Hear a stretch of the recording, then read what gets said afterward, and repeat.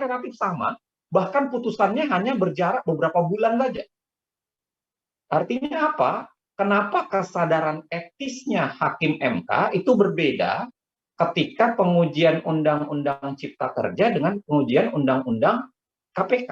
Padahal bayangan saya kalau konsep partisipasi ini dipakai sama kemudian dilekatkan pada partisipasi di putusan KPK, menurut saya harusnya putusannya menjadi berbeda. Ya, putusannya menjadi berbeda.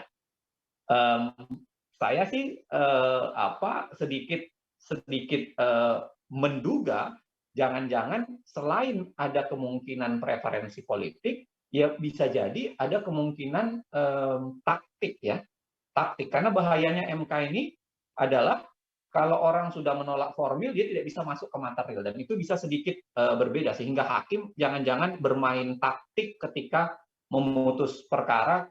Itu sebabnya kenapa kemudian bisa berbeda antara putusan KPK dengan putusan Undang-Undang KPK dengan putusan Undang-Undang Cipta Kerja. Nah, tetapi dengan pembedaan-pembedaan seperti ini, orang tidak bisa kemudian ditutup kemungkinan untuk mencurigai bahwa itu memang ada preferensi politik di dalamnya. Ya, apalagi karena memang tiba-tiba inkonsistensi itu terjadi secara apa ya? Saya ingin mengatakan secara gamblang, terlihat inkonsistensi secara gamblang. Itu barangkali untuk Mas Agung. Pertanyaan kedua tadi apa, Mas Panji? Waduh, mohon maaf, saya lupa mencatat nih. Saya catatnya dari Mas Agung aja.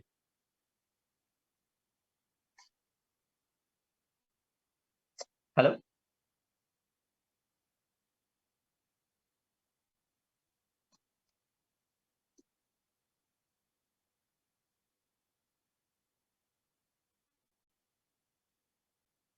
Oh ya, sorry. Apakah sistem hukum yang berbeda ya, common law atau civil law, itu mempengaruhi hakim dalam memilih judicial activism dan judicial restraint?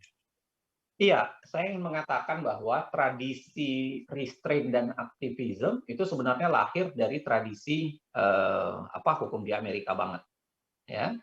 Walaupun kemudian pembelahan itu nyaris tidak memiliki perbedaan yang besar di beberapa negara. Variannya pasti ada, ya. Varian pembelahannya pasti ada. Tapi di beberapa negara juga saya mengalami itu, mengalami konsep yang melihat undang-undang itu secara lebih originalism, atau yang lebih non-originalism. Kenapa begitu? Karena ini lahir dari teori hukum yang panjang juga. Kalau kita balik ke teori hukum, ini panjang sekali, sejarahnya panjang. Misalnya teori hukum awal itu lebih mendekatkan diri pada keadilan, ya, karenanya konteksnya menjadi tidak kaku. Tapi karena keadaan hukum-hukum alam ya, itu menjadi tidak kaku dan lebih berdasarkan moral, sehingga parameternya tidak ada. Itu yang melahirkan banyak kritik dan melahirkan misalnya pandangan yang lebih positivistik. Ya, dan positivisme ini sebenarnya anak kandung dari Mahkamah Konstitusi itu sendiri, karena cara pandang ini juga ya yang melahirkan konsep Mahkamah Konstitusi di misalnya di Austria, ya, Kelsen. Walaupun di Amerika barangkali berbeda, tapi dia Mahkamah Agung yang mengerjakan yang namanya judicial review. Tapi kalau di Mahkamah Konstitusi sendiri ya memang lahir dari cara pandang yang sangat positivistik. Nah, lalu kemudian positivistik ini mengalami kritik itu sendiri dengan yang melihat lebih realistis, yang melihat lebih rasional, realistik, bahkan lebih empirik. Ya, dan itu panjang lagi kritiknya. Kalau saya bicara, kalau kapan-kapan bisa jelasin soal teori hukumnya. Nah, tapi teori hukum yang berbeda ini membuat pendekatan dan pemahamannya kemudian berbeda.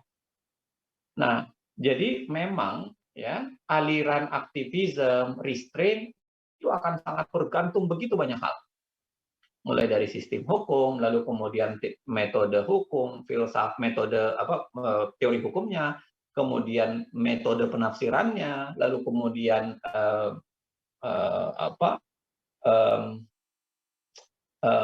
ada banyak sekali kesadaran-kesadaran konseptual yang mengiringi kesadaran apa itu hukum itu sendiri.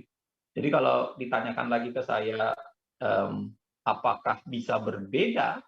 Sangat mungkin berbeda. Ya. misalnya negara-negara, bahkan misalnya begini, belakangan negara-negara yang mengalami transisi misalnya, bahkan ada kasus-kasus yang lebih kontekstual berdasarkan kenyataan sejarah. Kalau kita lihat misalnya negara-negara yang mengalami transisi, ya Anda bisa baca di bukunya Rudy G. Teitel soal transitional justice. Jadi ke negara-negara yang mengalami transisi itu biasanya lebih berani untuk lebih aktivisme, lebih berani tuh. Karena dia mengatakan salah satu problem dari kekuasaan judiciary adalah pendekatan yang terlalu formalistik. Padahal pendekatan formalistik itu sebenarnya membuat terobosan menjadi rendah. Sulit untuk melakukan terobosan karena keungkungannya menjadi besar. Nah, itu sebabnya negara-negara yang mengalami transisi itu biasanya gelombang ke arah aktivismenya lebih tinggi. Nah, tetapi kalau masa transisi sudah lewat, biasanya mereka sudah menjadi lebih mapan. Nah, keinginan untuk lebih balik lagi ke arah yang lebih restrain itu menjadi membesar. Nah, balik ke konteks Indonesia, saya mengatakan bahwa kalau kita lihat hukum-hukum Indonesia itu banyak sekali terobosan di masa-masa transisi awal.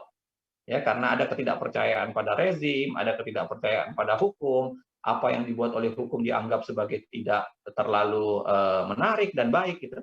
Makanya banyak sekali terobosan-terobosan yang itu lebih bersifat restrain, aktivisme, dan kemudian didorongkan kepada putusan-putusan yang restrain, termasuk mengadopsi putusan-putusan restrain itu ke dalam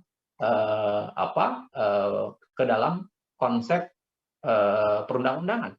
Nah, tetapi belakangan saya melihat ada kesan bisa jadi ketika keadaannya sudah lebih mapan, maka kemudian akan terjadi pembalikan arus lagi ke arah yang lebih restrain. Makanya saya sih berharap bahwa MK tidak pernah melupakan jati dirinya, bahwa kepentingannya adalah untuk mengawal konstitusionalitas warga. Karenanya pendekatan aktivisme atau restrain itu jangan kemudian dilekatkan semata pada latar belakang hakimnya, tapi kemudian melihat konteks kebutuhan kesejarahan. Saya pikir kritik-kritik ini sendiri terhadap hakim-hakim di Amerika sendiri yang melahirkan berbagai gerakan hukum baru di Amerika ya. Baru itu maksudnya belakangan, tahun 70-an, tahun 60-an. Misalnya gerakan studi hukum kritis itu sendiri karena menganggap banyak mengkritisi hakim yang terlalu makin konservatif atau terlalu makin kaku melihat peraturan gitu. Terlalu makin kaku melihat hukum atau putusan yang terdahulu. Kalau kita mulai lihat, tadi dikutip juga oleh Mas Faiz, Holmes, ya, Oliver Wendell Holmes, lalu kemudian belakangan hakim-hakim yang mulai ahli-ahli yang lebih mendorong ke arah aktivisme, termasuk yang bahkan bukan sekedar aktivisme, itu yang lebih menawarkan popular konstitusionalisme, bahkan kemudian mencerabut itu dari Mahkamah Konstitusi. Misalnya Anda bisa baca dalam tulisan Tushnet, Mark Tushnet, Taking Constitutionalism Away from the Court. Ketika dia mengatakan bahwa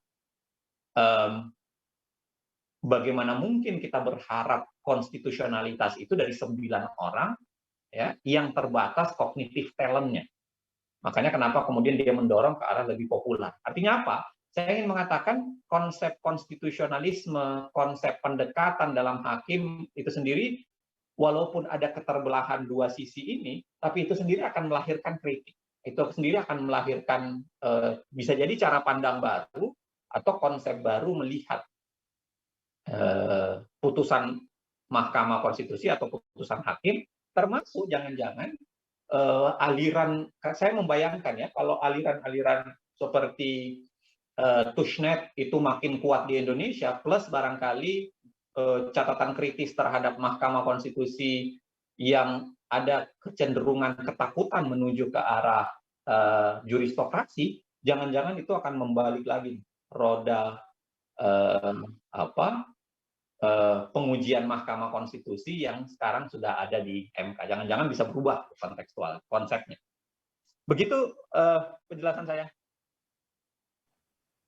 Oke, ini sebenarnya ada banyak lagi pertanyaan, tapi ya mohon maaf ya.